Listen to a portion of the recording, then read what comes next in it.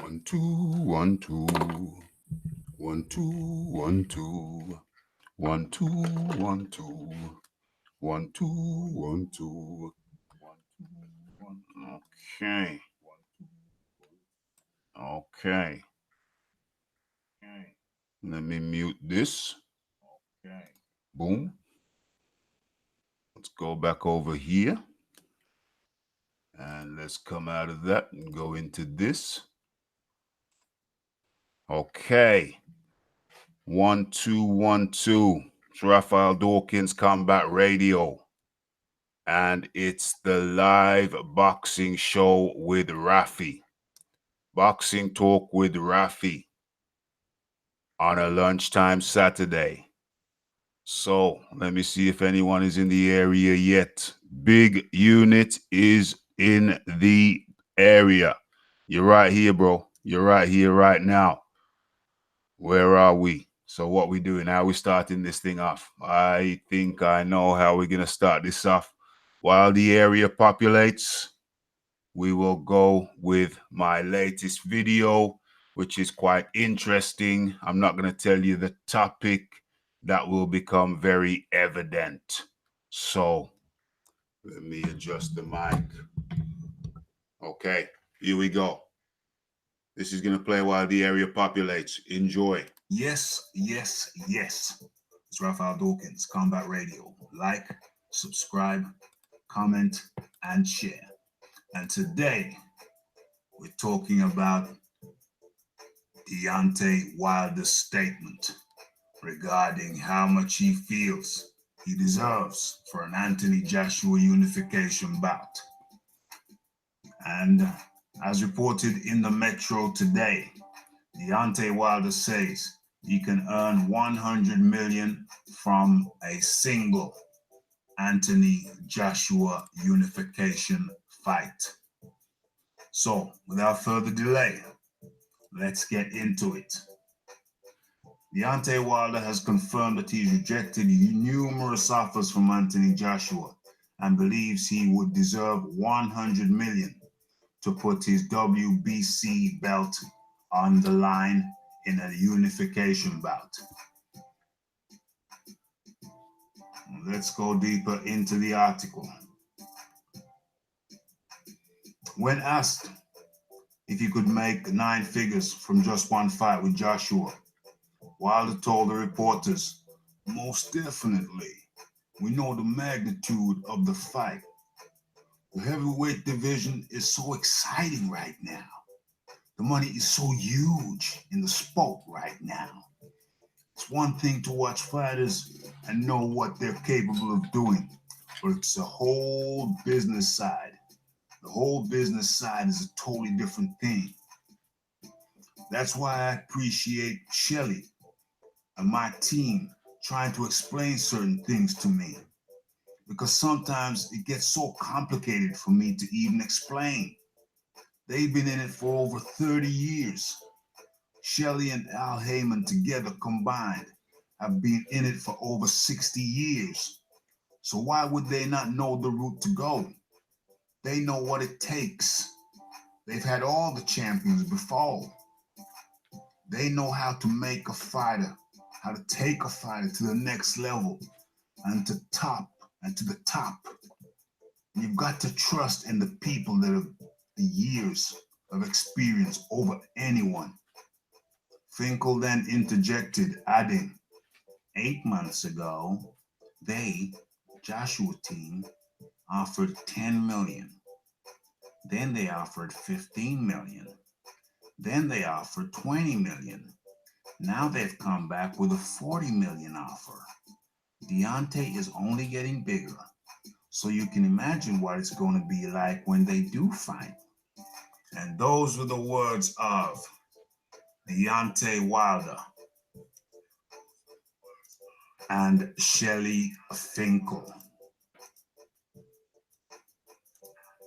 So, my assessment, my observations, my conclusion. Clearly, Deontay Wilder has been receiving extensive coaching from Shelly Finkel and Al Heyman. and they have informed him that he is due $100 million for one single unification bout. So then, if he's worth $100 million for one bout, then his price must be at least $200 million for the first bout plus the rematch. So Deontay Wilder is looking for at least a minimum of $200 million to put his belt up in a unification bout versus Anthony, the landlord, Joshua. $200 million is his asking price for the first fight and the rematch. And I'm not even sure if he would be satisfied with $100 million for the rematch. He'd probably be looking, what, another 10, 20 for the rematch if he won. So, realistically or unrealistically, Deontay Wilder is looking for $220 million for two fights versus Anthony Joshua. That's $220 million. Now, the interesting thing here, this is Deontay and Breezel, Dominic Breezel. That's his next fight due Saturday, today. So, realistically, it appears we have to look at what Wilder has earned before. Now, Wilder was typically known as the $1 Million Man. His average rate, it seems, was around $1 million per fight against Luis Ortiz, around a year ago. He earned reputedly $2 million. Ortiz, $500,000. Against Fury, he earned reputedly anywhere from $4 million up to $10 million. Team Wilder don't typically like to give out information on what they've earned. They don't like to say what they earned, but they walked away from negotiations with Anthony Joshua on the basis that they would not be told how much he was earning. So, a bit of a double standard there. He doesn't want to disclose his earnings, but wants to know what the next man is earning. Okay, let's get back into it. So, $1 million man stepped up over the course of an 11-year career, stepped up last year, in the 10th year, in order, many speculate, to boost his asking price against Anthony Joshua. So, the $1 Million Man has now turned into the $100 million man. Is that really realistic? Whatever happened to the days when he used to say, it's not about money, it's about legacy? Well, we haven't heard him say that for a very, very long time. Those days are gone. And now he's turned down the Anthony Joshua fight multiples of times. So it seems fair to say that it's about money, not about legacy. There's the one belt. He seems content to hold on to that one belt. So what should Anthony Joshua do? Should he offer him 50-50? I had a little poll in my live chat earlier on today. And a surprising amount of people, surprising to me, were saying go 50-50. There's only one fly in the ointment. Not long ago, mere matter of weeks, he was asked if he would accept 50-50 for a fight this year with Anthony Joshua. And his words were, well, we've got things lined up. We've got things in line. We have plans. Unlikely.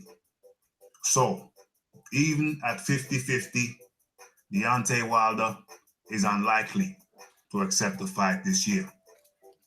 Would he even accept it next year? Or is he fully booked next year as well?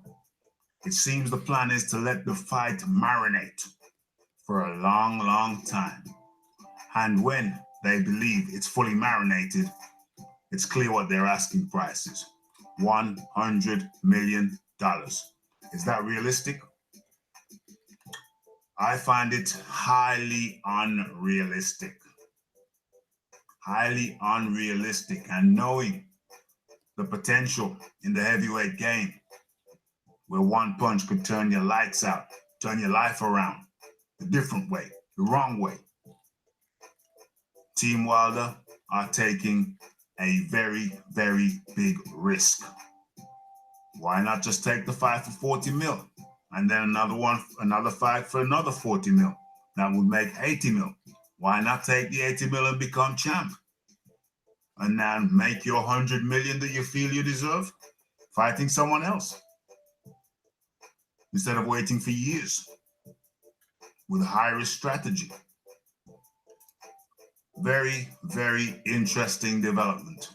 It's Raphael Dawkins. Share your thoughts, share your comments, and most of all, hit that subscribe button and then the bell button to stay notified of new developments, notified of live chats and videos. It's Raphael Dawkins Combat Radio. Like, subscribe, comment, share, and I'm out.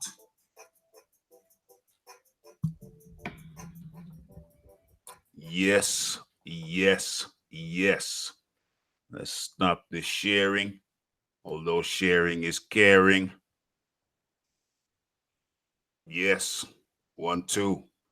Raphael Dawkins, Combat Radio. We are live. Live boxing talk with Raphie. Okay, let's get into this. Let's get into this. How are my levels? Can you hear me okay? Can you hear me okay?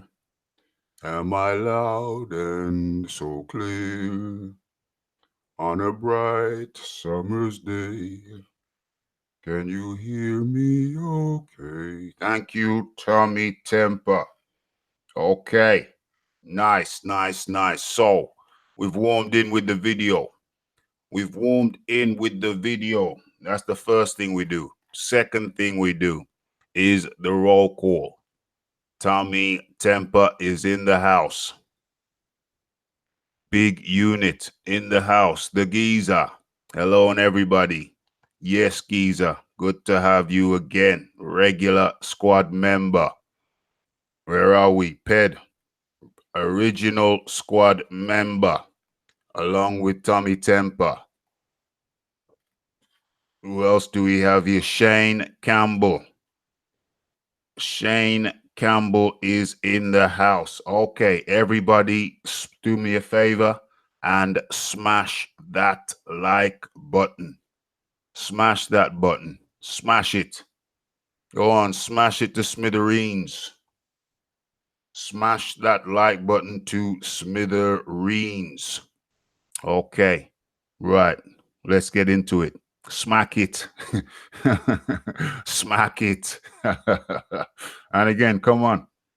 Smack that thing. Smack that thing. Go on. One more time. One more time with feeling.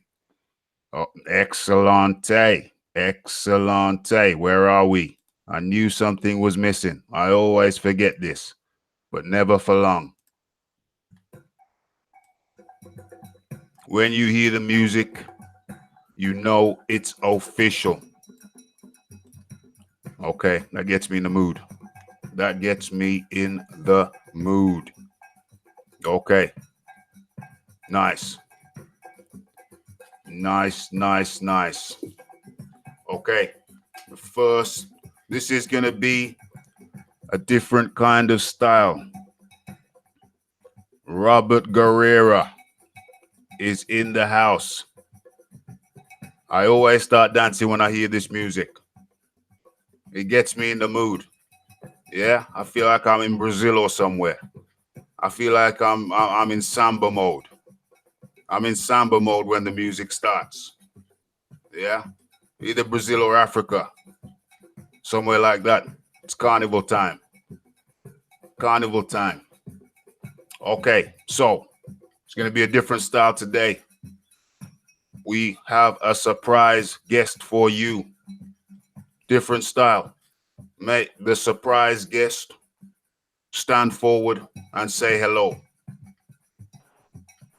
Hello, everyone. Yes, introduce yourself, my friend. Oh, my apologies. Hi, everyone. I'm Tommy Temper. Tommy Temper is in the house. How is his levels? How is Tommy Temper's levels? This is directed to the chat. What's his levels like? 1, 2, 1, 2. There we go. There we go. I've got everybody singing. I've got everybody singing that song. Sounds good. Okay. Okay, Tommy, just hit that mute a second for me. Sure. Thank you. Tommy in the house, loud and clear. Okay, right. So let me just pull something up here. Fuzzy is in the house. Let me just pull something up here. I want to pull up an article. As a matter of fact, Tommy Temper, come back in. I'm back.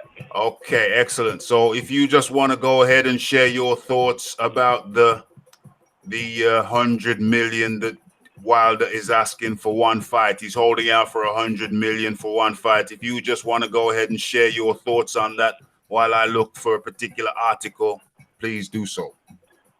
Sure. Is he looking for a cash out fight?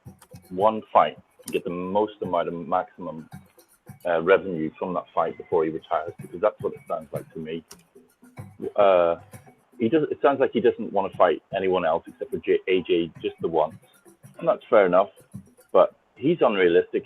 He doesn't have the commercial value to get that amount of money, in my opinion. But someone raised a very good point the other night, and they questioned Joshua's value in the US, and I think that's worth a discussion as well at some point. Yeah, just go ahead and share your feelings on Joshua's thought in the US. Go ahead, share that. I'll come in. Well, it's pretty hard because we haven't had a measuring stick for how successful he could be or will be in the US until he fights Andy Ruiz. So until we get the numbers in from that fight, we don't really have a measuring stick for it yet. Right, so right. It's uncertain at this moment in time. Right. Yeah. I see what you're saying. I see what you are saying for shizzle, for sure. However, well, that's a good point. So he has to fight Ruiz. And that will, the way the needle moves, that will inform us, or that will educate us as to, well, that will give us an indication as to his stature in terms of his economical stature over there. At least that will give us a start. That will give us a starting measure. Mm-hmm. That will give us a starting measure. But one thing we do know is his commercial value over here. Oh, very much so. So let's look at the worst case scenario. Let's look at the worst possible case scenario. Let's say that Joshua has zero commercial value in the USA. Mm-hmm. Okay, let's say that. Let's take that as the worst possible case. Give me 1 second. I'm not used to the light coming through my window when I'm doing these things. I like the dark. When I'm doing these things, I associate it with the dark. 1 second. Yeah, that's better. That's better. So the worst possible case scenario is that Anthony Joshua has zero commercial value in the US. Zero. Now, if that is the case, it won't be the case. It'll be higher than zero. But if that were the case, then the worst case scenario is you just ship everything back to the UK. Yeah.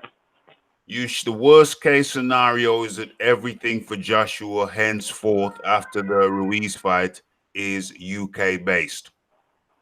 And if it's UK based, we know that he went something like 50-50 with Vlad.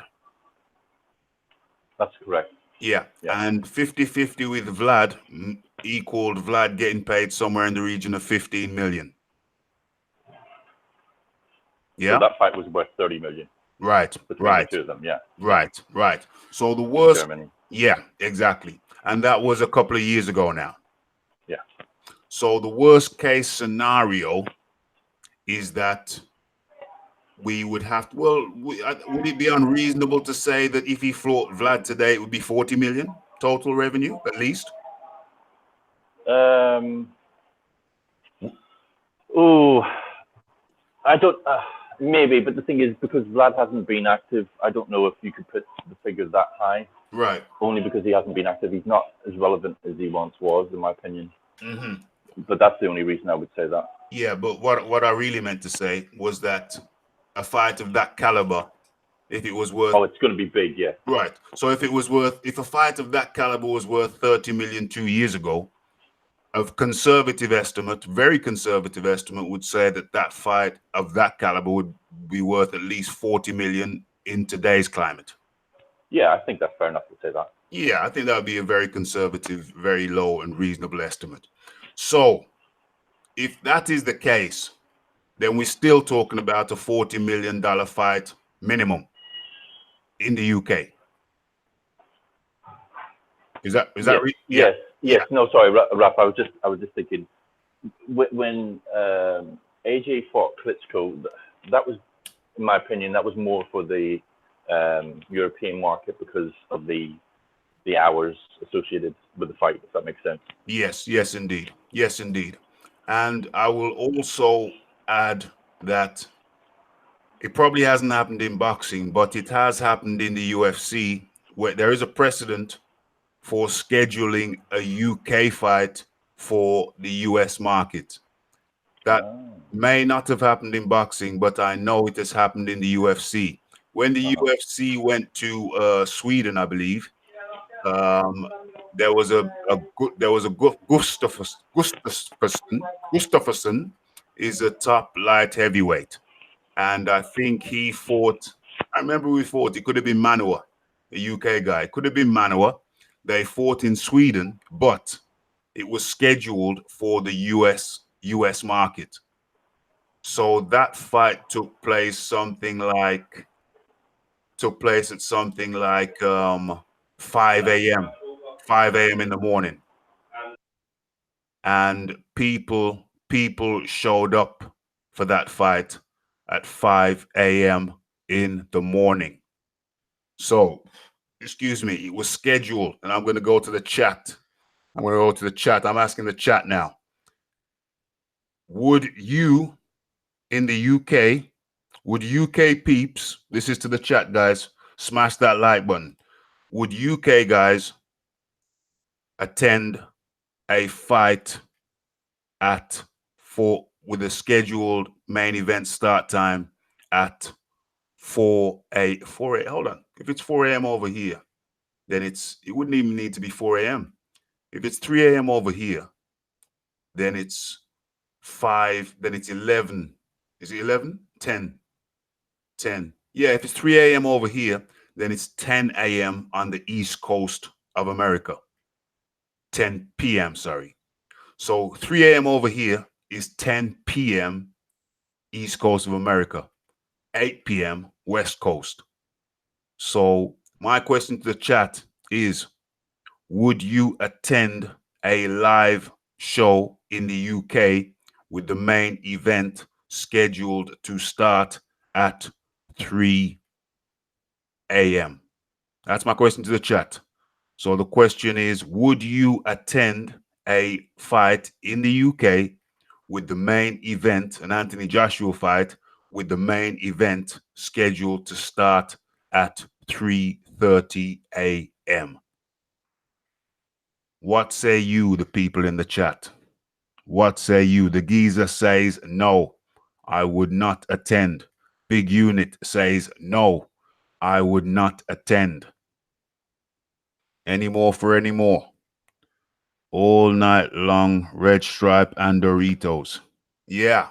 So Fuzzy is saying yes. I'm saying yes. Because if you think about it, all that means is you're going to a bar beforehand, you're having a laugh with your friends in a bar, and then after that, you go to the fight. You'd probably need more security because people would have had a drink.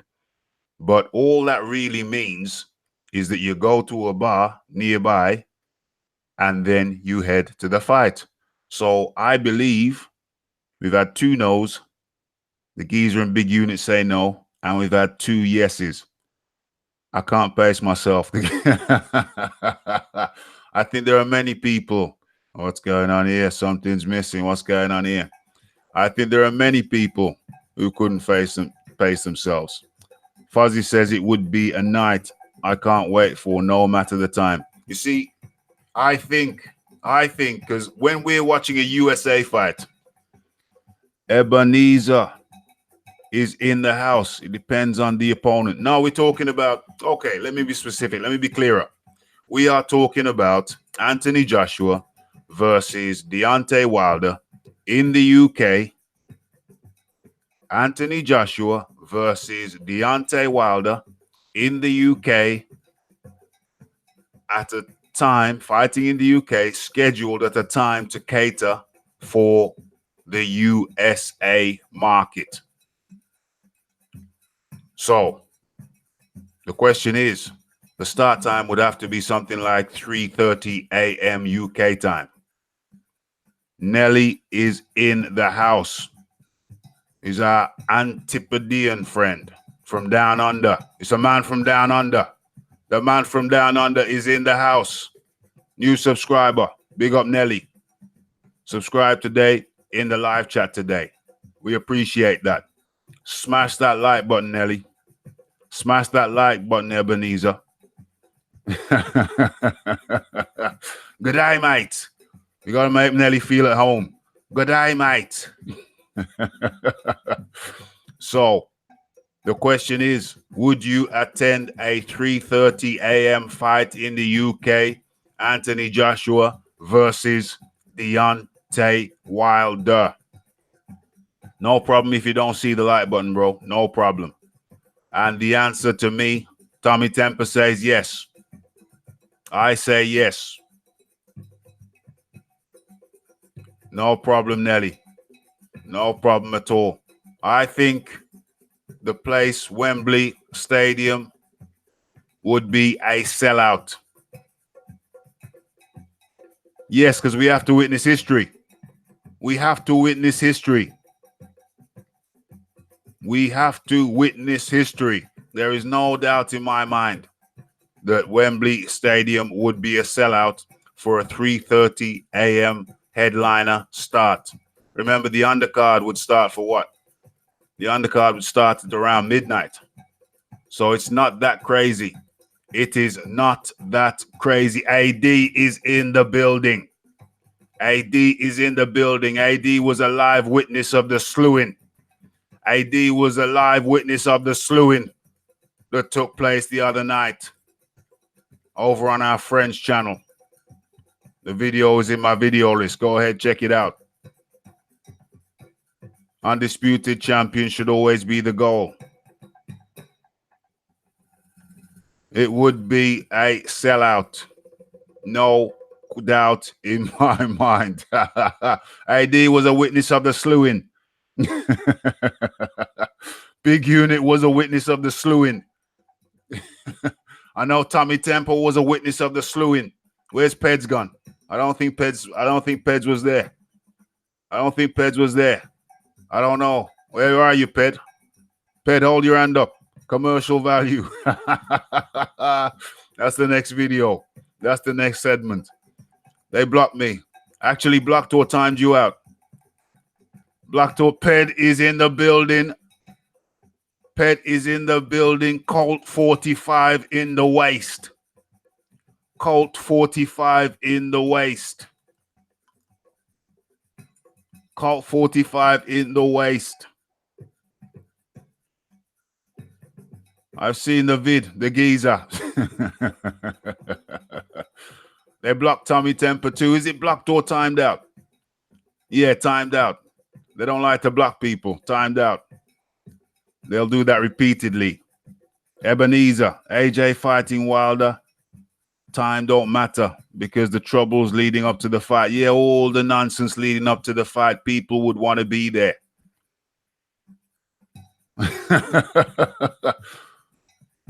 Petty's playing with his cat. Petty's playing with his cat. I can't even super chat that fella over there anymore. Right. Okay. So my my pronouncement, my belief is that no matter what the time, I know for damn sure I'd be there. I know for damn sure I would be there. So what's the root of the question? The root of the question is that right now we do not know the commercial value of Anthony Joshua in the USA. We don't know the commercial value of Anthony Joshua in the USA.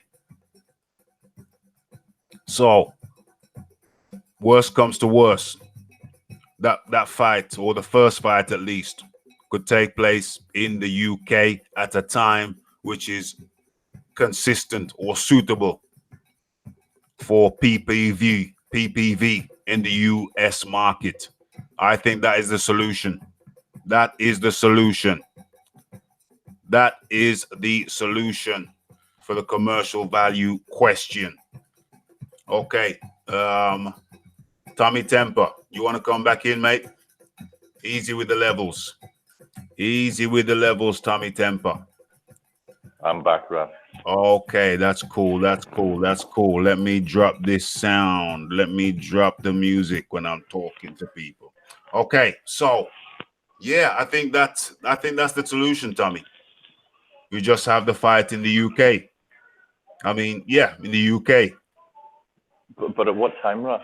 Because look, at the end of the day, if anybody managed to G up the American audience, that it could be worth more than the UK market potentially. Well, yeah. Oh, don't get me wrong. Don't get me wrong. The fight can take place in the USA. It's likely to take place in the USA, but if there is some kind of issue or problem or lack of belief in Anthony Joshua's commercial value, what I say is just have the fight in the UK. Oh, okay.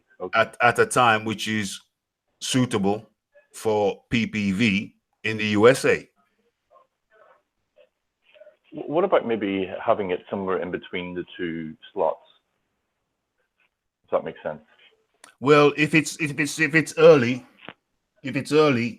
then the USA are not going to pay PPV. Apparently, Let's if we had it. Let's say the fight was in the UK. We had it on. Main event starts 2 a.m. in the morning. What time would that be in America? 2 a.m. over here would be 9 a.m. over there. Oh, forget that. Yeah, that'll never work. Yeah. So it needs to be 3:30, which would take it up to what 10:30 over there. Yeah. You see what I'm saying? So yeah, I see it now. That's the worst case scenario. That is the worst case scenario.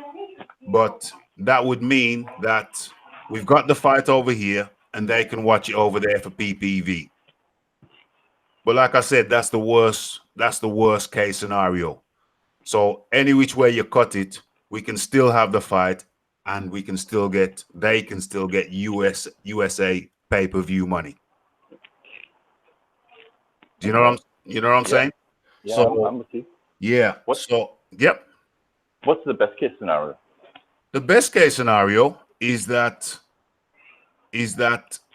Joshua goes over there and his commercial value is estimated and judged by, in terms of revenue, obviously, and interest, highly.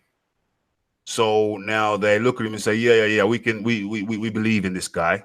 We believe in this guy. We believe you do good pay-per-view numbers. Although it's not going to be pay-per-view, it's going to be on Dan's, but They will estimate what the pay-per-view numbers would be, and it makes sense. Yeah, sure. Anthony Joshua is a big commodity, as indicated by his numbers for the Ruiz fight, bearing in mind that Ruiz was like a second pick. And then he's a big commodity. People get behind it in the USA. The fight takes place in the USA. The first fight, at least, takes place in the USA. And yeah, it's a big commodity. That's the best case scenario for the guys themselves, for the business end. We in the UK, we just want to see the fight, really, preferably in the UK. But if it's a deal where one fights in the USA, one fights in the UK, I think people will be satisfied with that. That'll be the best of both worlds. Yeah, I think it would. I was going to make a point on that. What was I going to say? I still think that the fight in UK is going to be a sticking point for Wilder because he's not want to risk home time cooking. Yeah, but if Joshua fights, vice versa. Yeah, but if Joshua fights over there the first fight, then Wilder's got no argument. That's true. He's got no argument. The only time Wilder's fought here is when he fought Fraudley. Fraudley Harrison. Yeah, Fraudley Harrison. Yeah, and we didn't know he was nobody back then. He was a club fighter back then. I'd heard of him. Oh yeah, yeah, we've heard of him, but he was not any kind of commodity. He was just a USA guy. But that was before he had the strap. Is that right? Yeah, that was before he had the strap. Yeah, he was just a club fighter back then.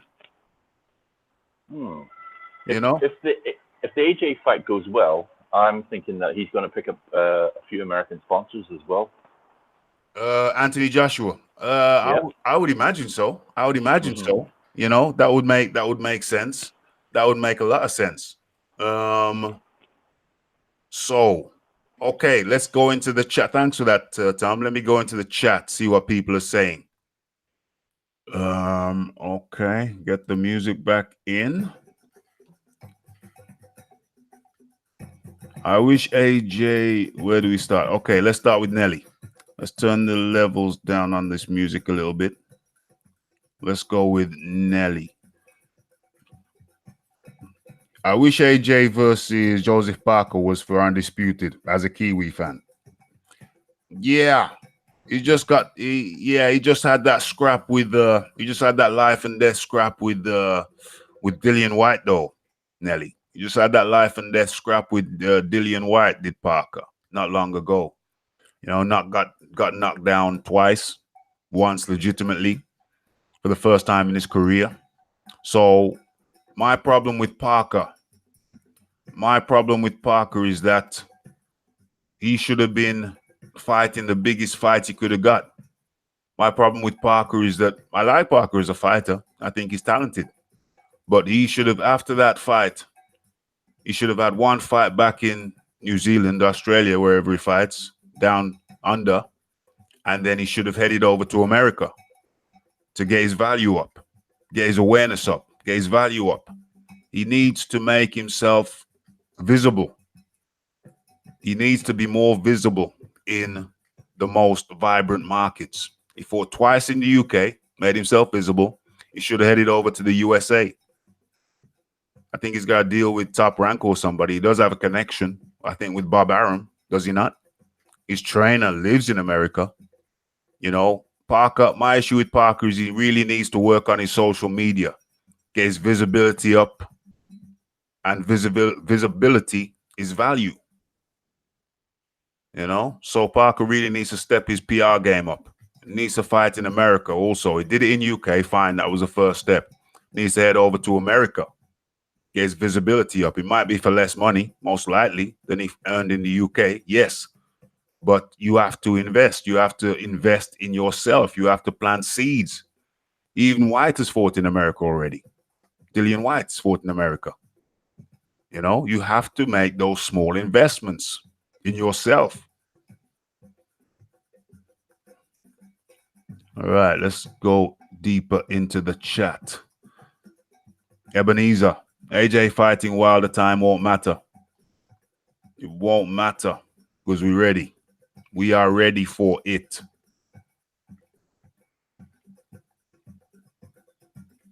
Where are we? I think AJ would do well in the US, says Nelly.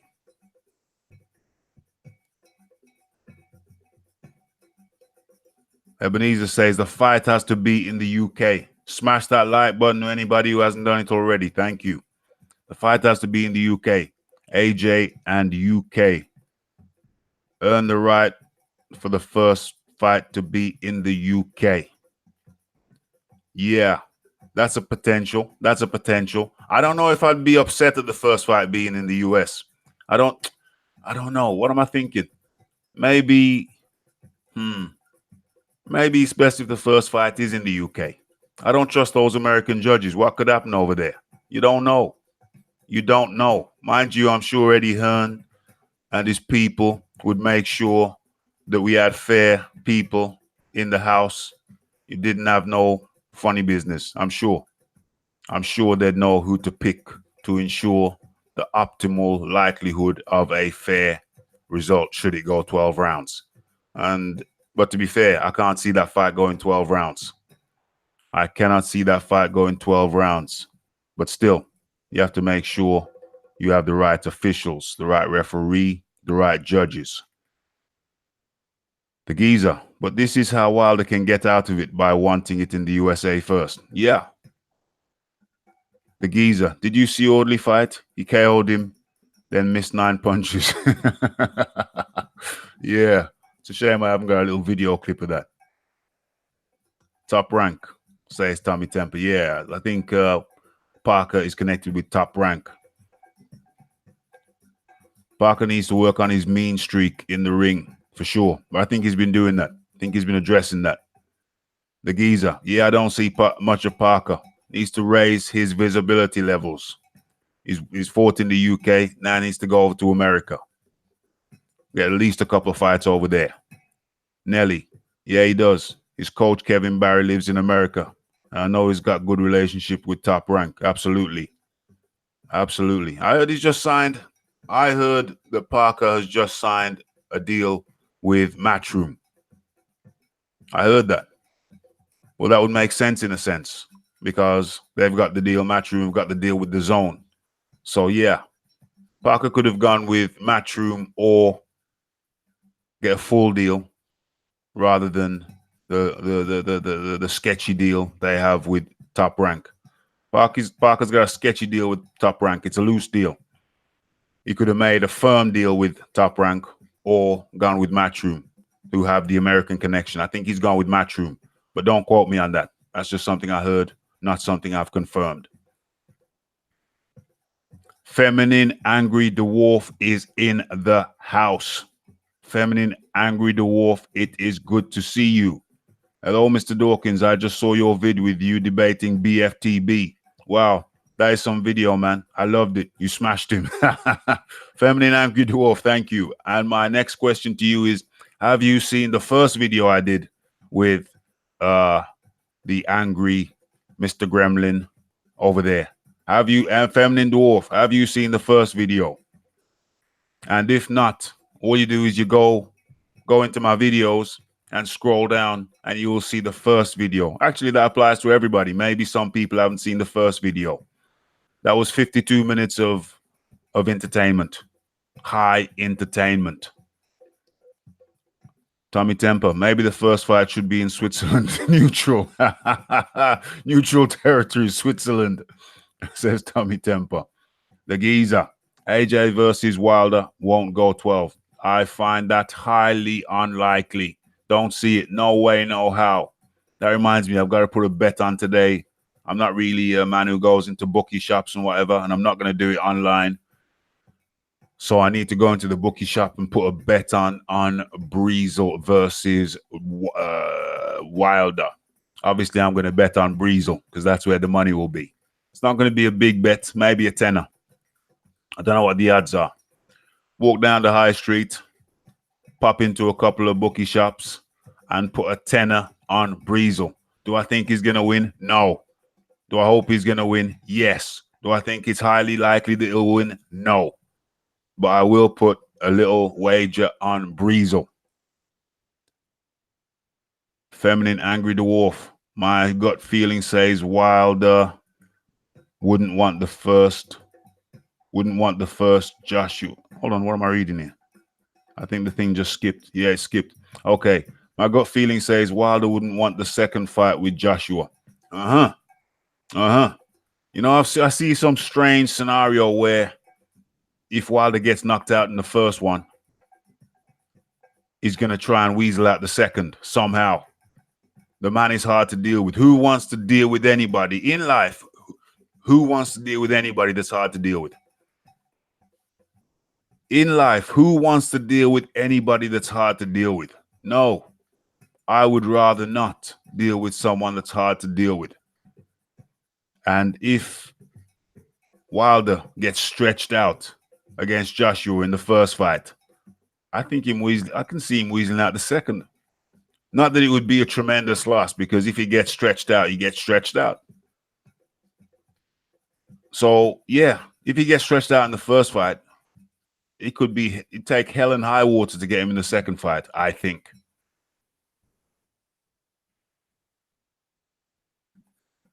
Padre al-Baghdadi. Padre al-Baghdadi. Love that name. Is in the building. My gut feeling is Wilder wouldn't want the first fight. We're talking about the second fight, but would Wilder even want the first fight? Does he even want the first fight? Sometimes we just have to look at the common sense thing. We just have to look at the thing from a common sense point of view. If the guy is so reluctant to take the first fight, then why would he want a second fight? The guy is so reluctant to take the first fight, he doesn't even want the first fight, much less the second. Let's face facts here. Let's face facts. The guy's got the possibility of becoming undisputed, and he's refusing it. I don't care what his handlers say or his carers. I don't care what Wilder's carers say. You've got all those millions, multiples of times what you've earned before, and you're shying away from it? No, I'm not convinced he wants the first fight, much less the second fight. Come on.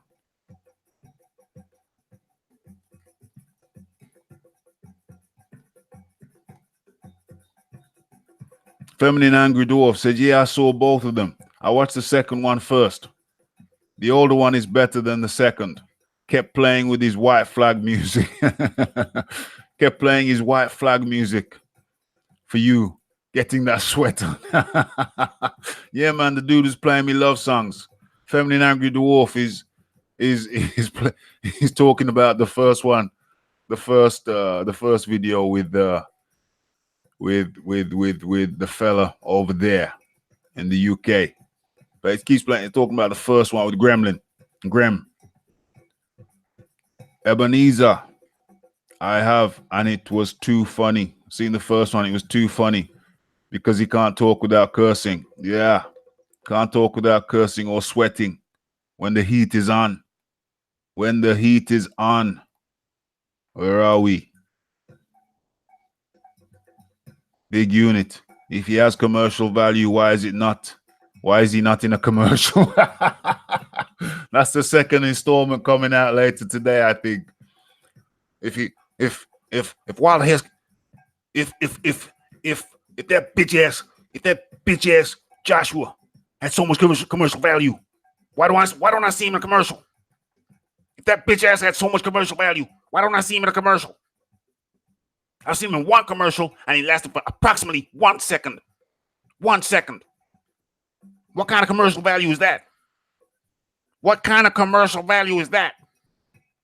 That was what Gremlin was saying. I gave him an education on what commercial value actually meant. But anyway, I don't wanna, that's a spoiler. Don't wanna spoil the secret. What are the odds? Feminine Angry Dwarf asks, what are the odds? I don't do gambling, neither do I. But I will have my fingers and toes crossed. He knocks that out. Knocks that Wilder boy out.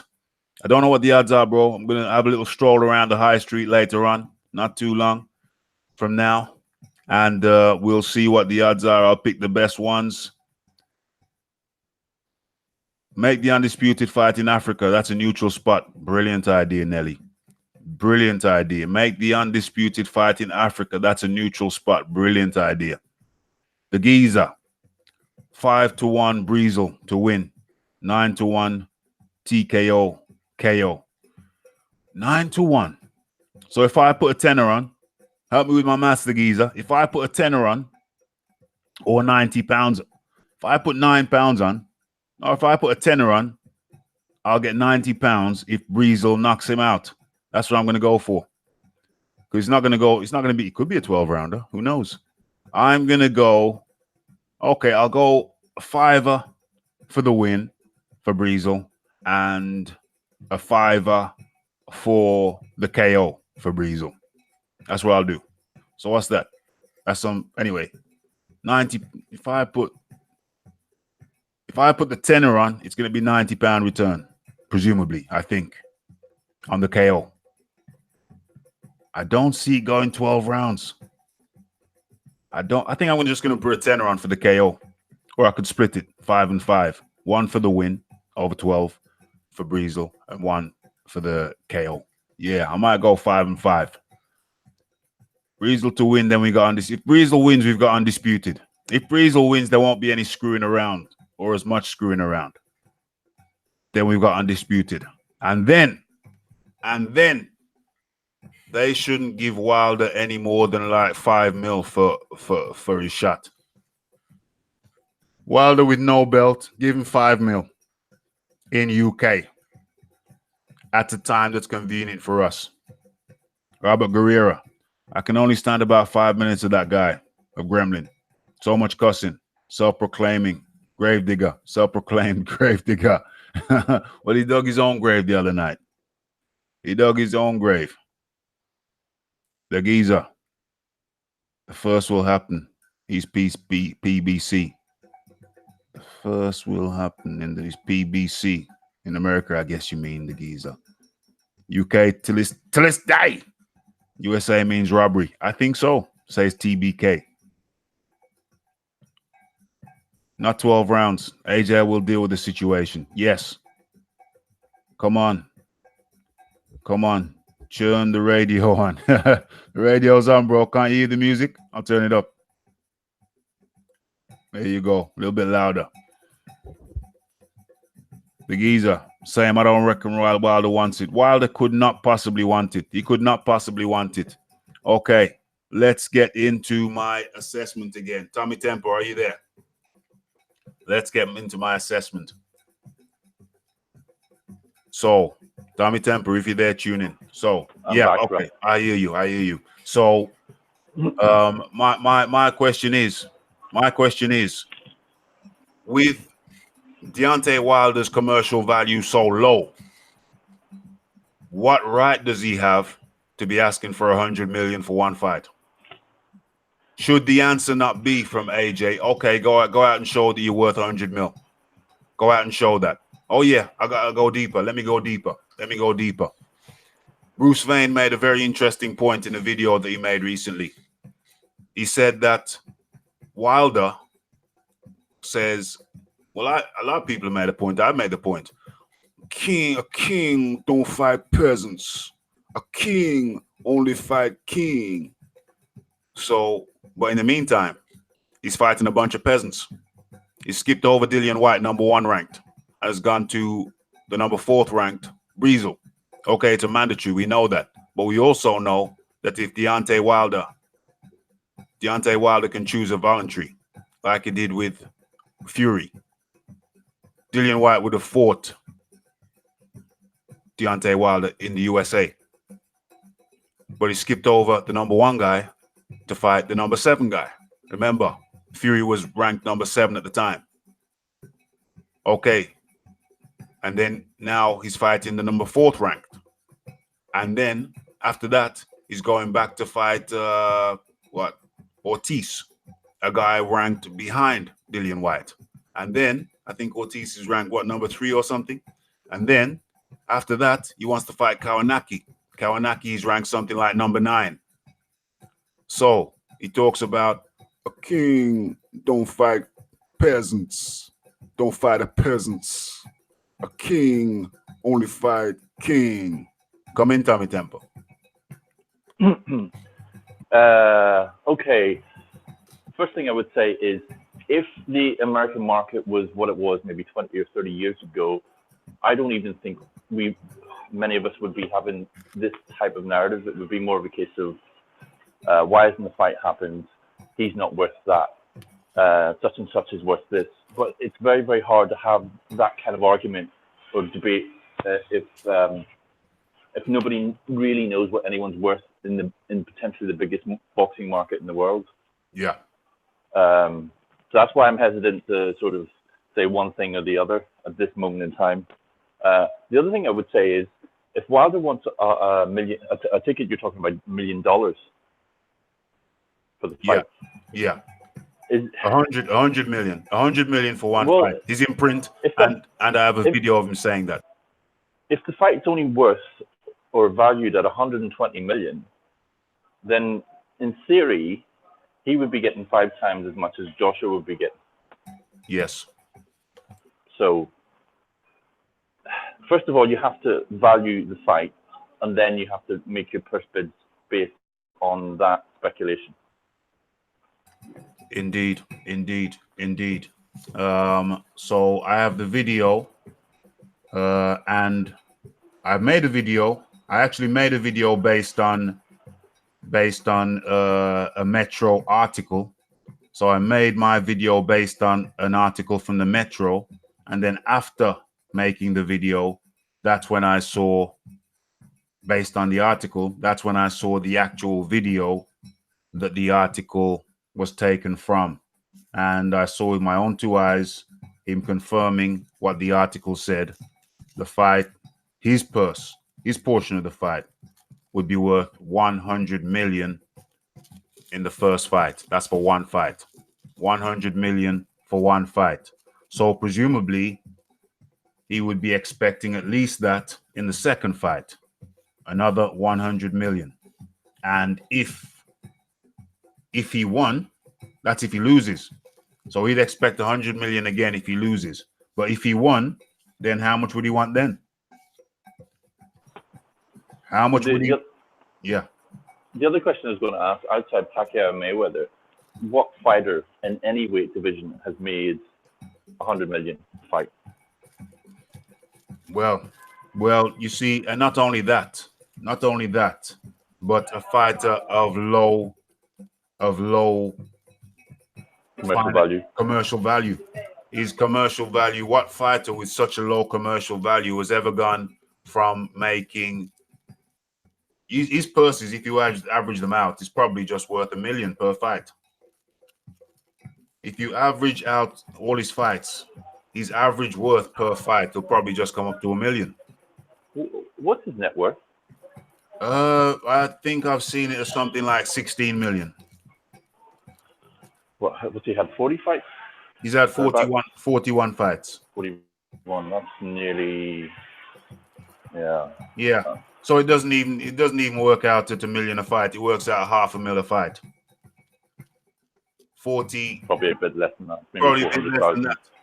It's probably less than that. It's like, how much did you say? 700,000. I'd say 400,000. 400,000, $500,000. Yeah, you're right. Yeah. So his purses average 400, less than $500,000 per fight. Less than $500,000 per fight. And he's going from that to 100 mil. I am sick and tired. Even Lennox Lewis, who is a bit of a Joshua hater because Joshua didn't sign up with him when he left the Olympics, when he went pro. So Lennox Lewis is sore. We can only assume that Lennox Lewis is sore that Joshua shunned him and went with Eddie Hearn. So Lennox Lewis has had a burr up his butt ever since when it comes to Joshua. And even Lennox Lewis has been quoted as saying, and I heard him say it, so it's not just an idle quote. I heard him say in an interview that if Wilder has one belt, then and Joshua has the other three major ones, then take a percentage, take 25%. So even a hater like Lennox Lewis, and I'm a fan of Lennox Lewis, so it's awkward for me. But even a hater like Lennox Lewis, or Joshua hater like Lennox Lewis says, yeah, Wilder should take 25%. Wilder is not cut from the same cloth as the fighters of old, as the real fighters from old. The real fighters from old would have took this fight a long time ago.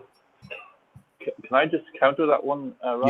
Yes, you can. Yes. Do you remember the split that Joseph Parker got for the unification? Yeah, it was remember about the percent. It was about 33%. Yeah, 33.5, I think it was actually. Yeah. Now, I would argue that Wilder's commercial value is slightly better than Parker's. Okay, I could go with that. But Joshua has picked up another belt since then, so that kind of Counteract it. Yeah, it does. So I would say an argument could be made for 40% because, in my opinion, Wilder represents the US market. Yeah. I think that's fair. I think that's entirely fair. I think 40% could be considered reasonable. Anywhere from 33%. Well, to be honest with you, anywhere from 25% to 40%. 25% is low end. I think there's a reasonable argument for 25%. Because if we go back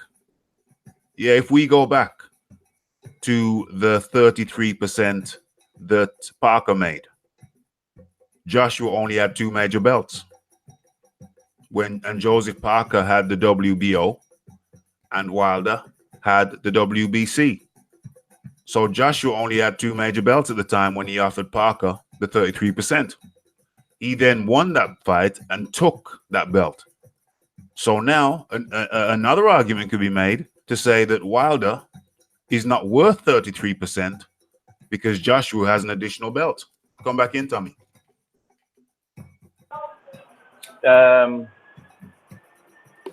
Yeah, but what is the end goal of all of this?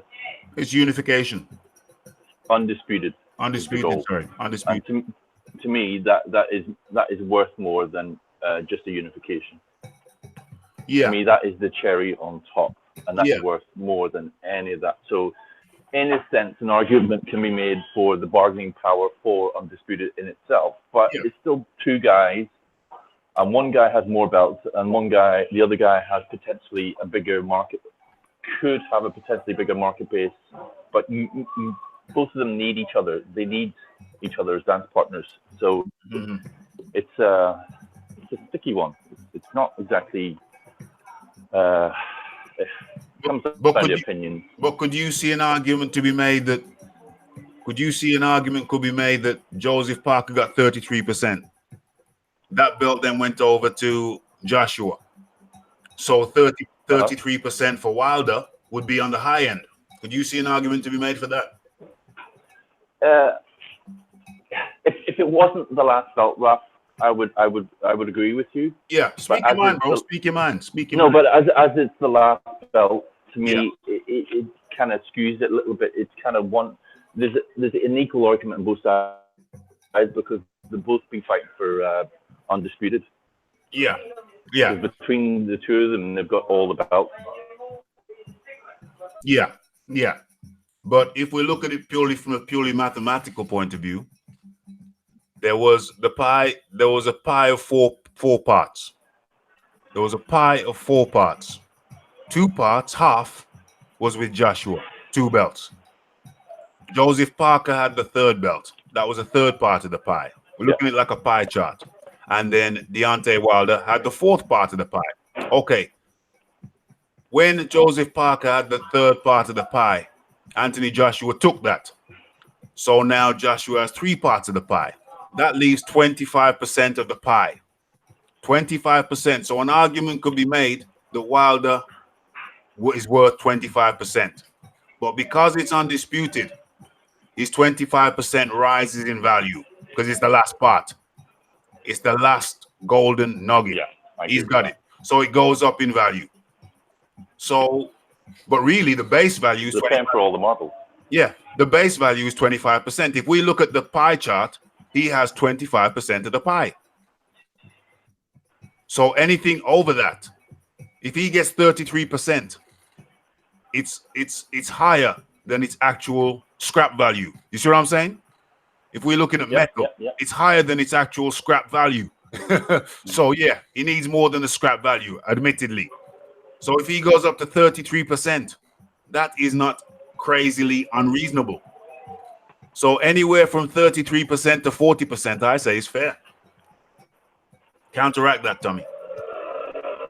I can't really counteract that because I agree with 40%. I wouldn't even begrudge Wilder getting 50% as long as the fight gets made. Any more than you're just pricing yourself out. That's, I mean, going to be what's the expression? The sum of the whole is greater than the sum of the parts combined, or something like that. Yeah. You heard that expression, Raph? I've heard it, but I don't really know what it means.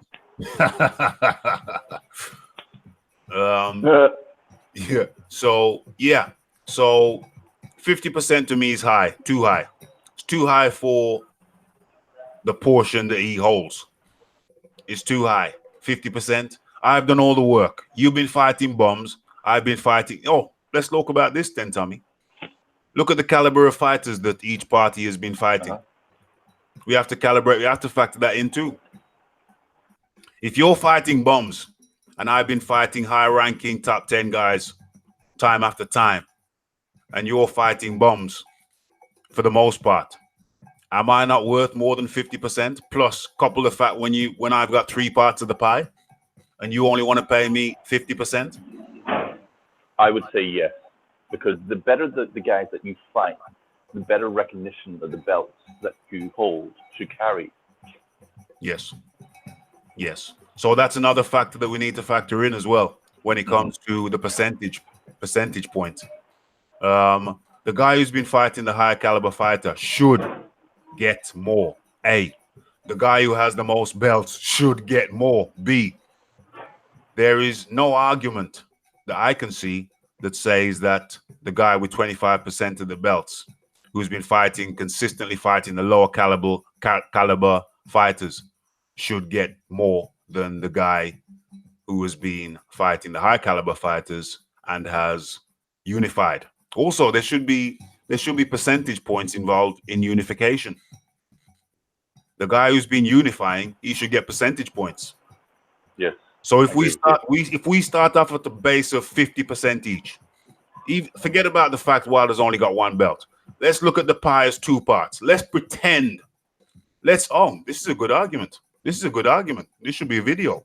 All right. So let's pretend that Wilder fought Parker and won.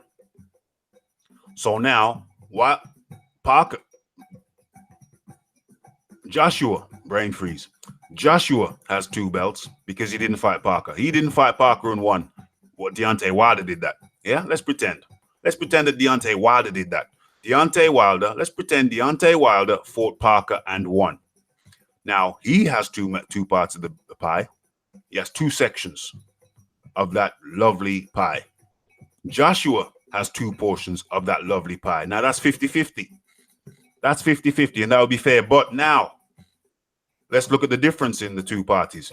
Joshua has consistently fought the higher-ranked opponents than Wilder. Fact. Statistical fact. We can go back and look at the fighters they fought and look who fought the higher-ranking fighters, and that was Joshua. Wilder has consistently fought the lesser-ranked opponents. Fact. We can go back and look at the numbers, the rankings of each person he fought, and see that he fought the lower-ranking individuals, fighters. So even if Wilder had 2 parts of the pie instead of 1, I would argue and I would maintain that Joshua would still deserve more than 50% in that scenario.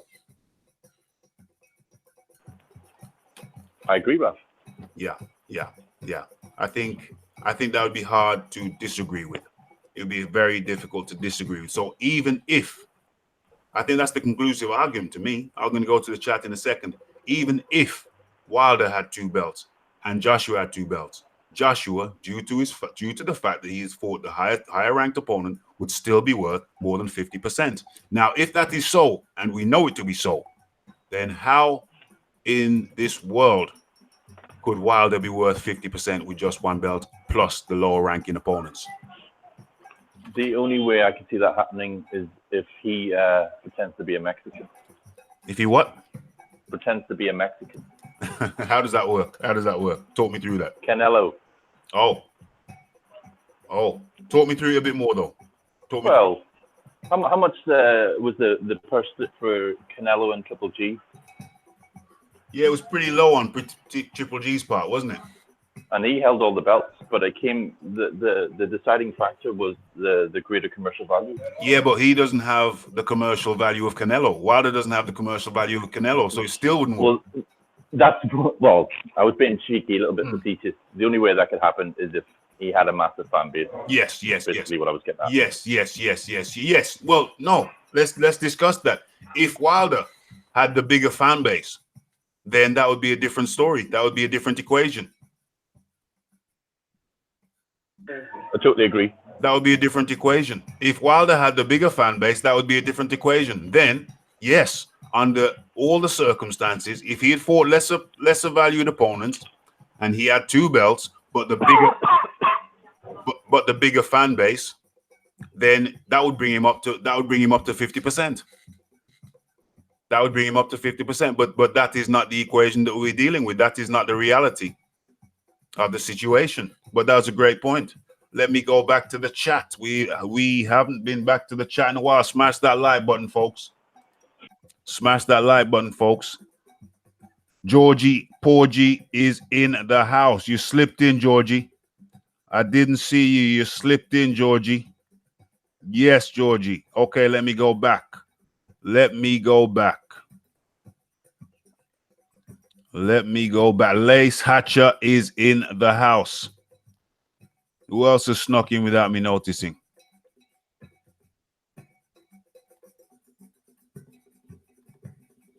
Yeah, okay, I think that's where we left off, right.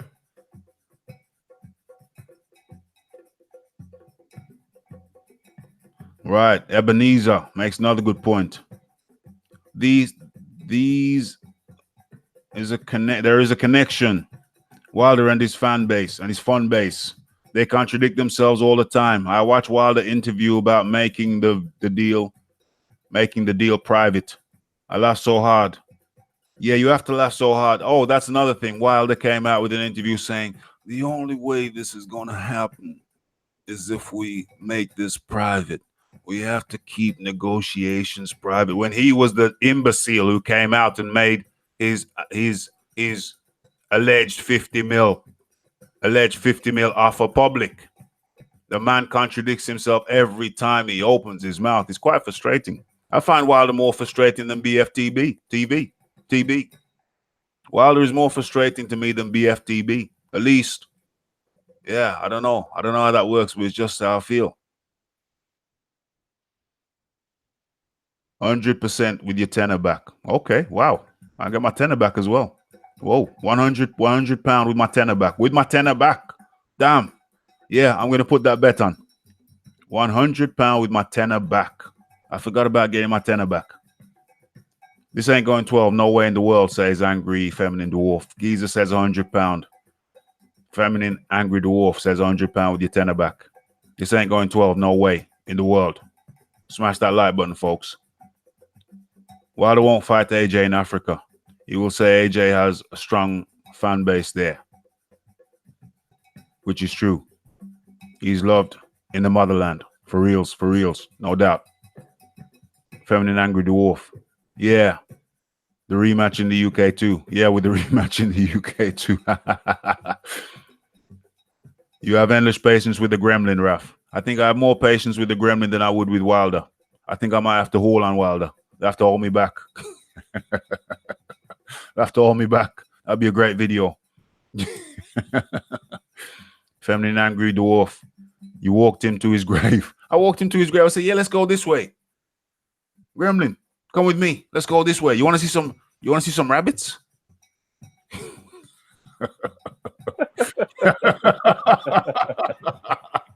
That was a terrible joke. I shouldn't have said it. You want to see some rabbits? Rumble in the Jungle Part 2. It's another time. It's about time. Ebenezer says Rumble in the Jungle Part 2. Yes. Wilder says he's all about legacy. Load of bull-ish. Let's fight. Go take it to Africa. Rumble in the Jungle. Thriller in Manila. Take it to Manila. Retrace the steps of the great one. Take it to Africa for Rumble in the Jungle, or take it to Manila for Thriller in Manila. There you go. I've said it first. Nobody said Thriller in Manila Part 2. Thriller in Manila Part 2. We could take it to Thailand. We'll all go. We'll all go. We gotta remember the Thailand hello so you don't make a mistake. Yeah, you always check the Adam's apple, and check whatever needs to be checked to make sure you're doing what you want to do. The Geezer, Lace Hatcher, welcome to the building. Welcome, Lace. Shane Campbell is in the house. That's an American Shane. That reminds me of an Australian name, and Campbell is a Scottish descent name. Shane, where you from, bro? Shane says you're Australian. Campbell says you're Scottish. Where are you residing, Shane?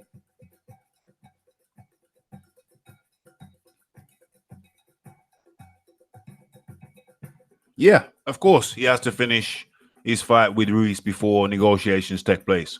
Yeah, most definitely, Shane. That's how it's going to work. If they come to the table. If they come to the table, which at this point I'm doubting. I'm highly doubting. Feminine Angry Dwarf. The math really does not add up for Wilder's talk and demands. It doesn't add up. We've just gone through the math. It doesn't add up. We've cut that pie up. We've cut that pie up.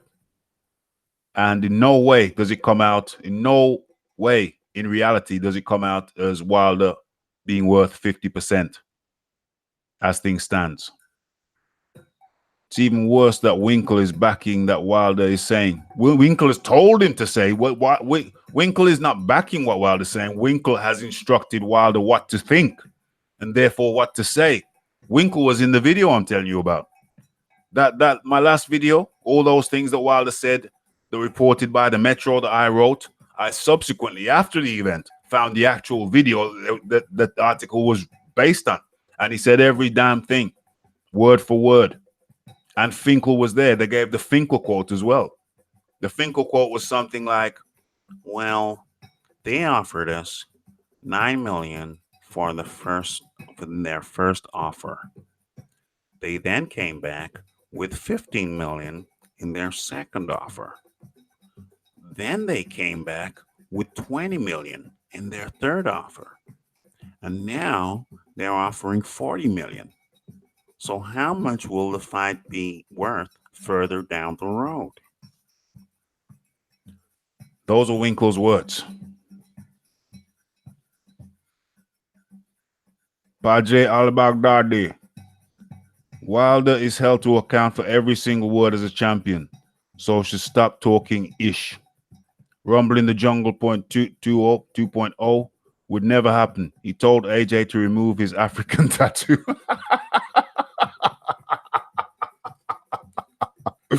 Oh, man. What does he want to do? Take a skin graft? What are you talking about? Remove his African tattoo. Wilder is worth more than 25%. The belts aren't as commercially valuable as people are leading on. How much is Wilder worth, Shane, in your opinion?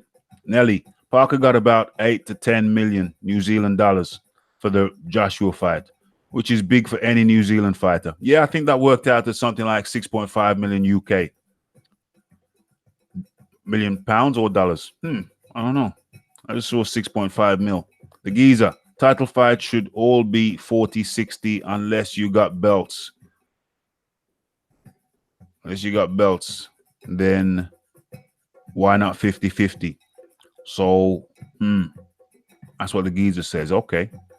Problem with the split for me is if Wilder makes 10 from Breezel and Joshua makes 35 against Garcia, and then AJ and Wilder split 100 mil 50-50. Wilder gains 40 mil and AJ 15 on their norm. 100% feminine angry dwarf. We have to maintain the proportional split.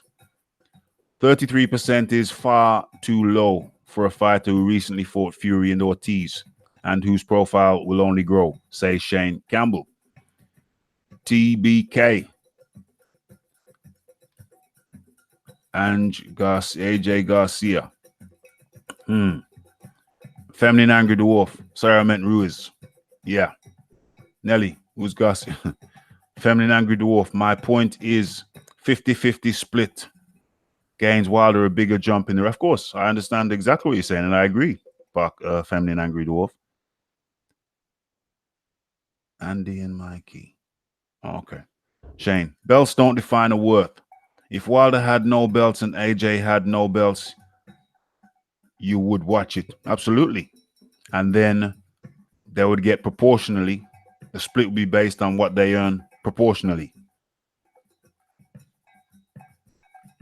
So, whichever way you look at it, belts, revenue, PPV sales, ticket sales, income, it leads back to Joshua each and every time. Wilder has no case for 50-50. Whichever way you look at it, I agree. Wilder's 4 years older. Padre al-Baghdadi.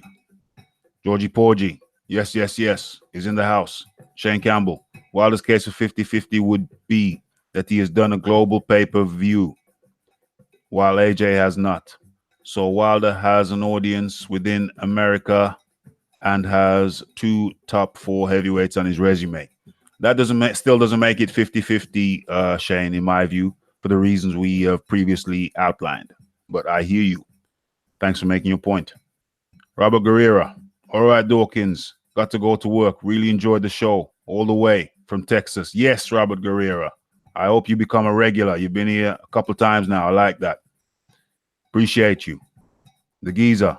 So as AJ, how many countries bought his last fight? Yeah, I think AJ has gone global. He has gone global. AJ will be massive in Africa. AJ is already global in Africa.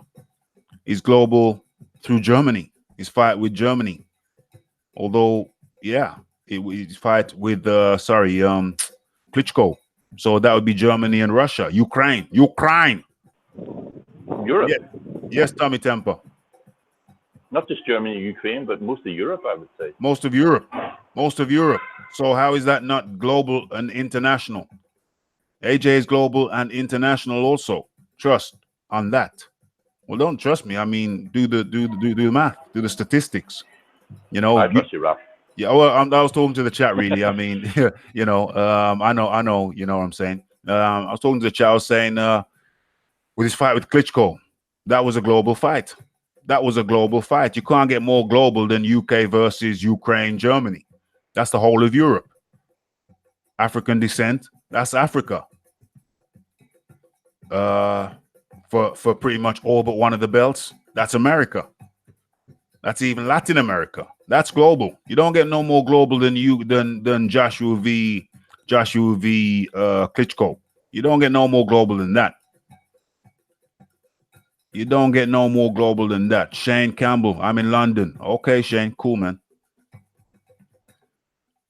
Where are we? London, England.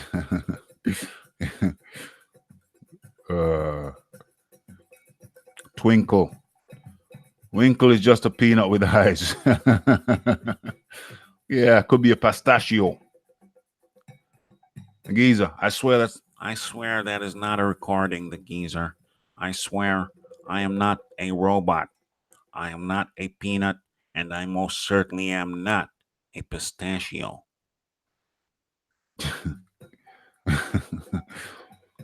Feminine angry dwarf says that is some impression.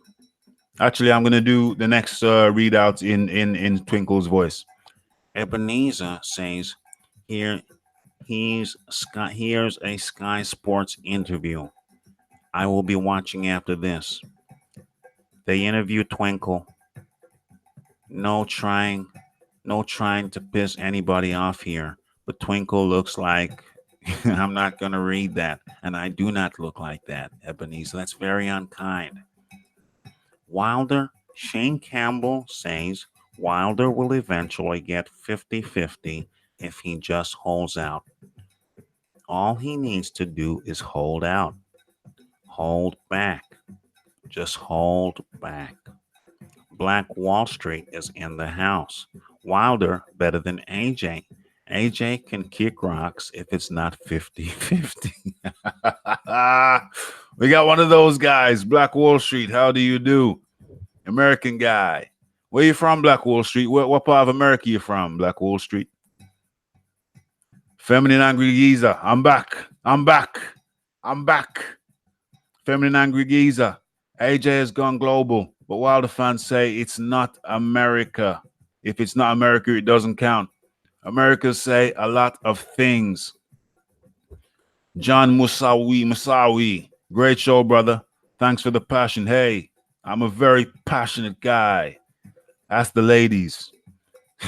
That's a joke. No, it's not a joke. I'm very serious. But anyway, yeah, I appreciate you, John Moosa. I think you smashed the like. Have you smashed the like button? Have you smashed the subscribe button? Have you smashed the bell icon? Those are the 3 major questions of the day, John Moosa. I know I spoke to you yesterday in one of my videos. Yeah. I hope you've done all 3, bro. Hope you've done all 3. Feminine Angry Dwarf. Hearn been eyeing up a Japanese and Chinese. Hearn been eyeing up a Japanese and Chinese. Yeah. Hearn's been eyeing up Japanese and Chinese opponents for AJ to fight. There's that big Chinaman. Who went to the Olympics. AJ is global, my friends. AJ is global. The geezer is laughing. The geezer, I hope I am 110 years old. Kindly respect your elders. I am not a peanut and I am not a pistachio. Shane Campbell comes back. Both Wilder and AJ will be in an arms race in the USA because that market will decide the split. That's an interesting view. Feminine Angry Geezer. There is only one place. There's only one place that huge money is coming from, and that's AJ. Real talk. Without AJ, Wilder makes peanuts. Without AJ, listen, I'm going to have to write this down. Thank you for inspiring me for a video. I need to write this down. Without AJ, Wilder makes peanuts. Without AJ, Wilder makes peanuts.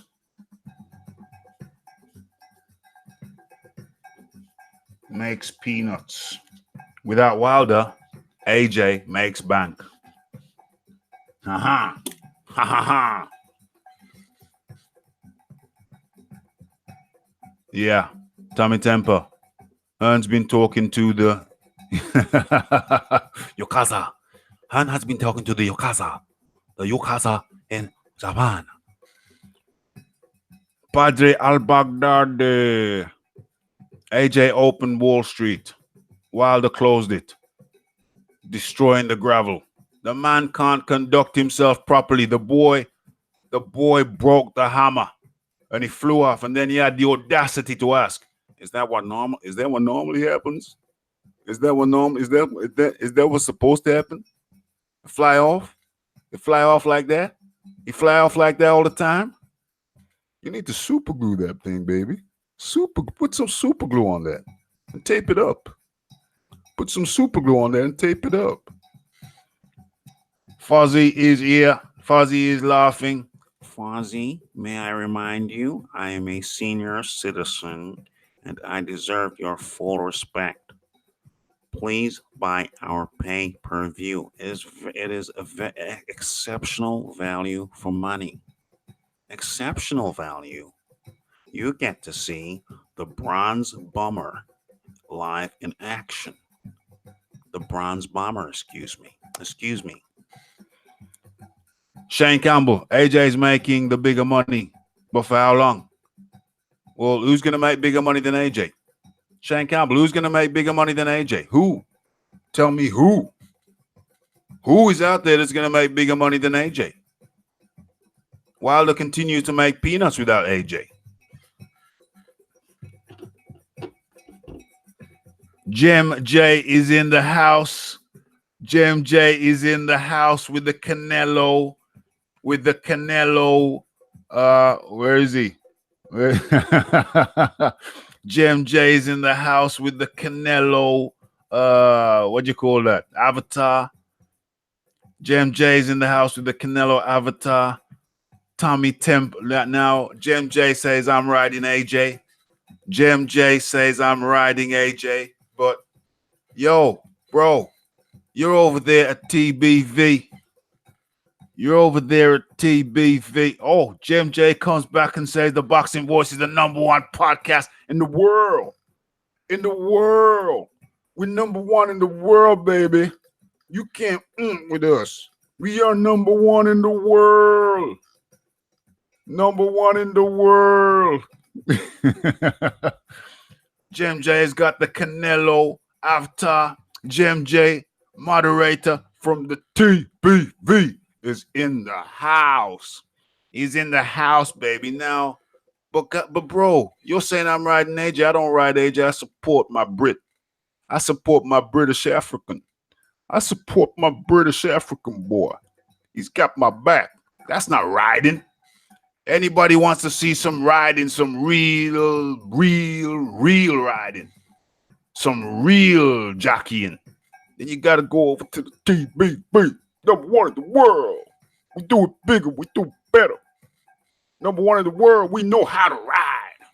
We know how to ride.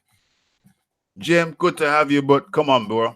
You know you're the #1 riders. You guys know how to ride and twizzle and put some twerk on that. You guys know how to twerk on it.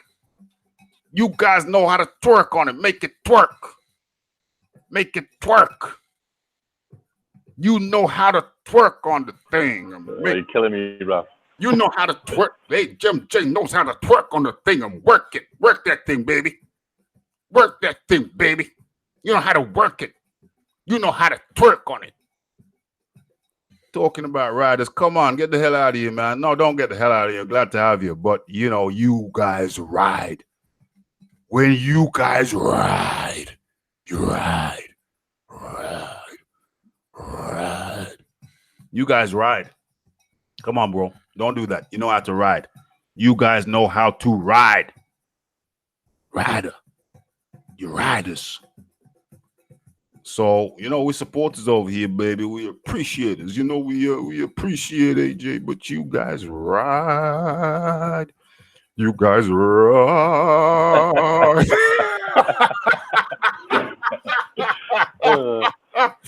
You're roasting them. You guys ride.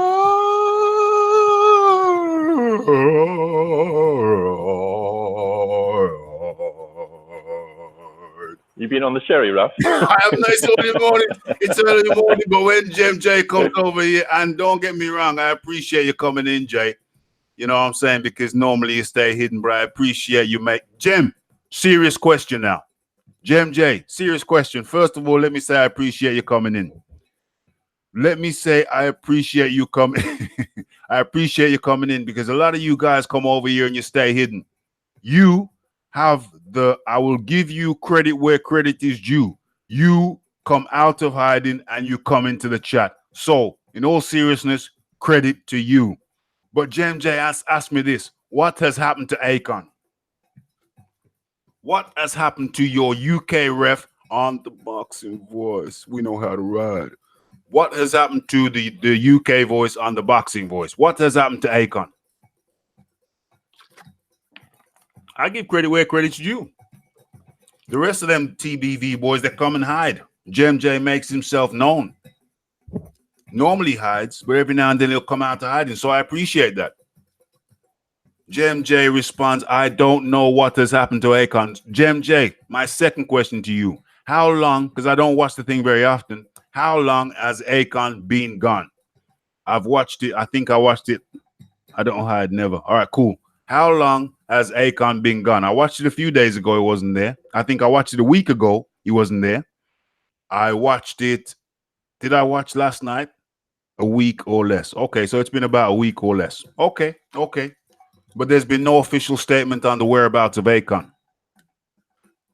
No official statement, Jem, on the whereabouts of Akon.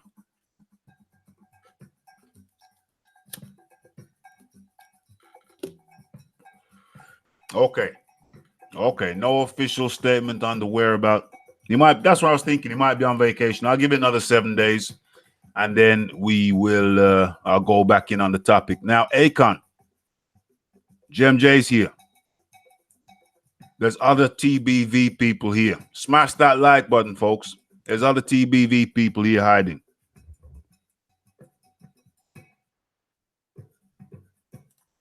There's other TBV guys in hiding. Jem has come out. Jem is out of the bushes. He's here. So at least Jem's not hiding. There's other TBV guys hiding. Now, Akon, this is a message to Akon. Akon, come in the live like Jem has done. We need to chop it up. I'll even send you a link so we can chop it up. We need to talk. Yeah, nice talk, friendly talk. This is the council. This is the UK council over here. Yeah, this is the UK headquarters. This is the council. So come before the council, we talk. Friends, even Jem J's here, and I talk friendly to him. So of course I'm going to talk friendly to you. You're welcome in here, bro. You're a UK guy. You got nothing to worry about. Jem J's here, and I talk nice to him. I'm nice to him. So how am I not going to be nice to you? You're a UK guy. We like you, but we need to talk. We need to talk to you, Akon. I know you're here. Please make yourself seen. And if you want to talk, I'll send you a link and we can talk. Yeah? So, okay. Where are we? Tommy Temper, come in. Feminine, angry. I'm back. Okay, yeah. You want to talk? You want to talk? You want anything you want to spit? Just wanted to make a point on what you were saying about percentages and Yeah. perceived value of the belts, that sort Yeah. of thing. I think fighting your mandatory once a year should be worth something, Yes. if you know what I'm getting at. Yeah. Say that again. Say that again. Fighting your mandatory once a year should It has a value. yes, it should maintain the value of the belts. Absolutely. Belts that you've got. I think that's very important also. Absolutely. Yeah, 100%. The guy who honors his belt by following the rulings, by defending against his mandatory. It should have a value. It does have a value, and that should be recognized. That value should be recognized in the percentage split.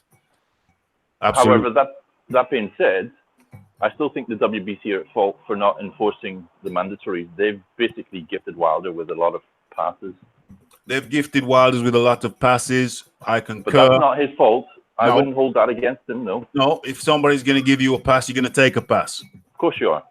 So he can't be held at fault for that. But Well, he has the option to doesn't he have the option to pick from the top 15? yes, he does. Or is that considered a mandatory? No, that's not considered a mandatory. It's only a mandatory when they say it's a Oh, mandatory. so of course, yeah. Sorry, that's a voluntary. Sorry. Yeah, that's a voluntary. Yeah. So yeah, you can't blame him for the fact that he gets passes, regular passes. Looks like he'll get another pass with his remarks as well. Well, we don't know that for sure yet.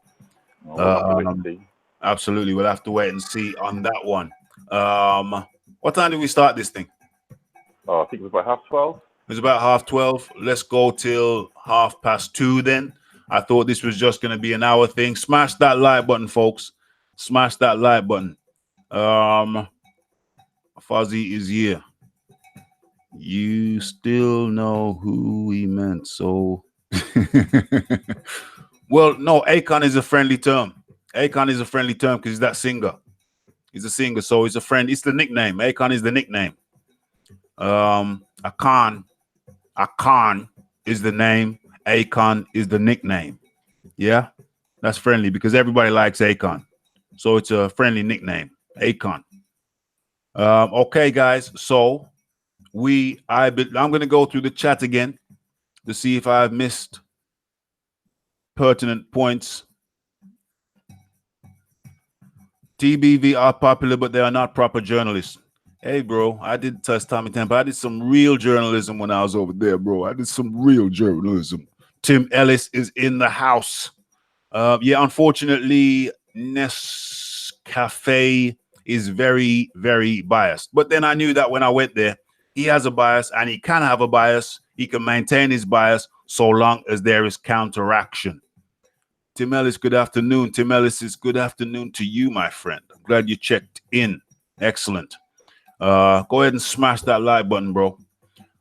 So Nestor Gibbs being biased, which he is not a problem so long as you have a voice which is diametrically opposed to Nestor Gibbs. You know, Nestor Gibbs needs opposition. That's my position. Needs opposition. Gem J came in the house, and I appreciate that. That's good to see. All right, where we at?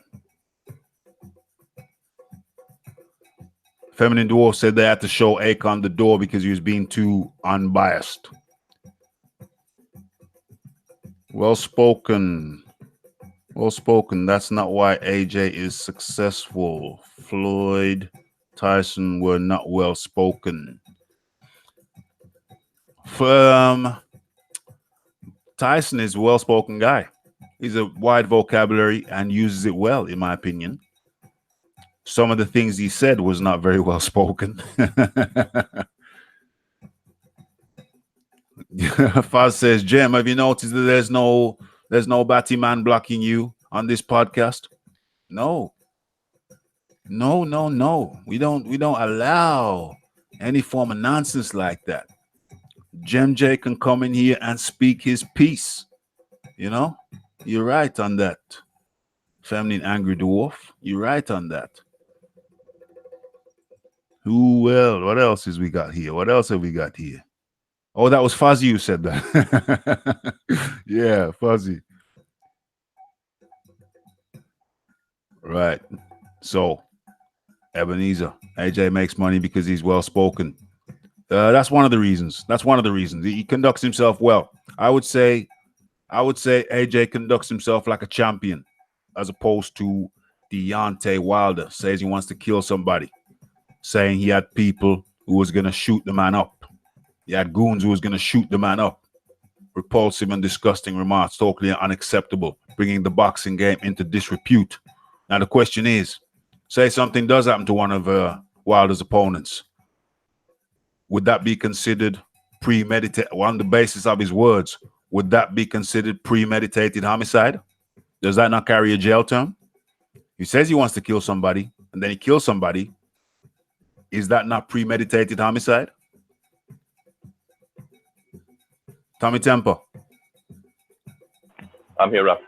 Yeah. Is that premeditated? If you say you want to kill somebody and then you kill somebody, is that not premeditated homicide? Yeah, the intent's there, right? But I would argue if he does it in the ring, and provided he's not a dirty fighter and he does it within the rules, hypothetically, he's exempt. Okay, but surely he would have to go to court to establish the point that he's exempt. I don't believe he would. Okay. Unless he did something really, really nasty in the ring. Yeah. Like let's say Brazil takes a knee, the referee jumps in, and then he does a Roy Jones. Okay. Yeah. If that was to happen, then I would say yes. Yeah. That'd be considered like a misconduct or something like that. For sure. But if he does it within the boundary of the rules, as far as I'm concerned, from a legal point of view, he should be exempt. But I'm not like big up on American law. But that's just my that's your take. Okay, that's cool. I appreciate that. My take on it is that if somebody says they want to kill somebody and they kill somebody, then they at the very least have to go to court to put their argument forward that it was not premeditated homicide. They would at least have to answer the question. Do you see what I'm saying? Yeah. Yeah, they would have to answer the question. Not to say that you go further than that. They could answer the question, and then there's legal people can say, well, whatever happened within the bounds of the rules. And there's like a difference in culture between, say, the Brits and the Americans. Yeah, yeah. I'd like to cast your mind back to when Chris Eubank fought Michael Watson for the second time. Yeah. That killed boxing, UK boxing. Yeah. Yeah. Took a long time for UK boxing to get back from that because everybody was in an uproar over just the whole circumstances behind Michael Watson getting brain damage. Yes. Yes. Not the UK market. However, the Americans are more bloodthirsty, in my opinion. Yeah, quite. Yes. So quite. I think they can tolerate that better than the Brits, generally speaking. Yeah, quite likely. Okay, we have reached the 4:31 mark. Sorry, carry on, Tommy. I'm just wondering if this actually plays through the way that Wilder, if Brazil does die, I'm just wondering what will happen to American boxing. Is it going to go south, or is it going to go? What's the hypothetical? Obviously, until the fight happens. But well, I think the hypothetical. Something to think about anyway. Yeah, I think the hypothetical is. I think that we would have to say there would have to be a case would have to be answered. If a man says he's going to kill somebody and then kill somebody, a case would have to be answered. It couldn't be just like. I don't think people could just shrug their shoulders and say, okay, if he dies, he dies. He's dead now, whatever. I think just for the game, so the game, just for the game, so the game wasn't tarnished, he would have to go into a court of law to answer. You'd have to answer before a court of law and fine. If they established that he did nothing beyond the rules of the game, then that would be fine. But he would still have to, for the sake of the game, he would still have to answer the case in a court of law. To me, it would be better that he answers the case in a court of law. You see what I'm saying to you? To vindicate his position, to vindicate his position rather than leave a gray cloud over his head. You see what I'm saying? So it would be beneficial to him to actually step in the dock to state his case. That would be my position on that, Tommy. And would it be beneficial for him, or would it be beneficial for boxing? Well, it would be beneficial for him to state to establish his innocence in a court of law rather than have a gray cloud over his head. There would be. But how can you claim your innocence when you've already mentioned your intent? Yeah, well, you see, that's why he has to go into a court of law, because there's too many questions. There's a big question. That's a big question. So that would have to be clarified in a court of law. You see what I'm saying? In my opinion. Yeah, true. Yeah. In my opinion, that would have to go through a court of law so he could be legally, so he can legally be found innocent of the charge of murder. If he doesn't go into a court of law, then, the question remains, is he innocent or guilty? If he goes in front of a judge or judges in a court of law, then he can walk out and say, I was found innocent. Or option B, they put him in jail. I don't see that ever happening. I don't see that ever happening. But still, I believe he would have to go stand in front of a judge to be found legally innocent. Yeah. You see what I'm saying, Tommy? Mm-hmm. Okay, so we have come to the end of the show. I didn't expect it to last this long. It's been a one-topic show, which is quite incredible. It just goes to show the controversy that has swirled around Wilder's conduct even before his statements. Wilder holding out on multiple offers and then saying the opposite, saying, I want to fight, I want to make the fight, but yet holding out on multiple offers. Whereas logic would have suggested that he would have taken at least one of the offers, signed up for at least one of the offers to obtain his stated claim. One name, one face, one champion. There has to be only one. There can be only one. And that is Deontay Wilder. But yet turns down every offer. And now he's saying he's holding out for $100 million for one fight.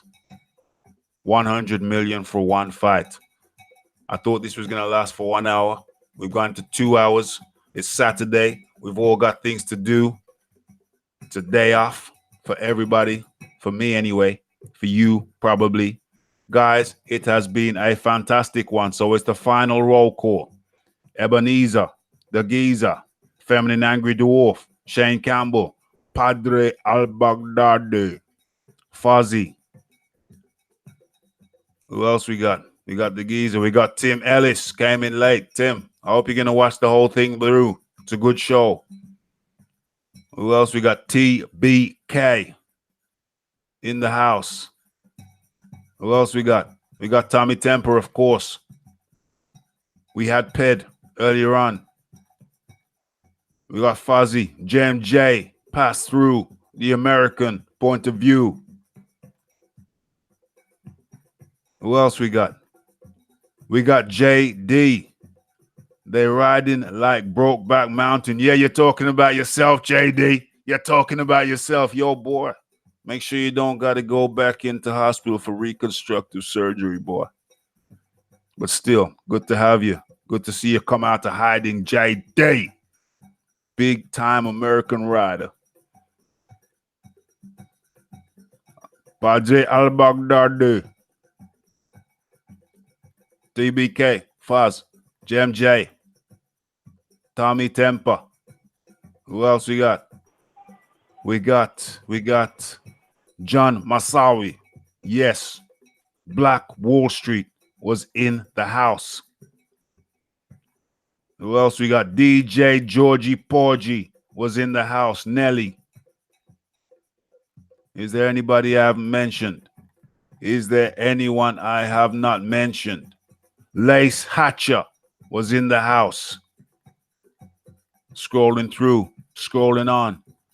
Robert Guerrera from Texas. Texas. Big unit. Early in the house. Who else we got? Who else we got? Yes, Ped AD was in the house.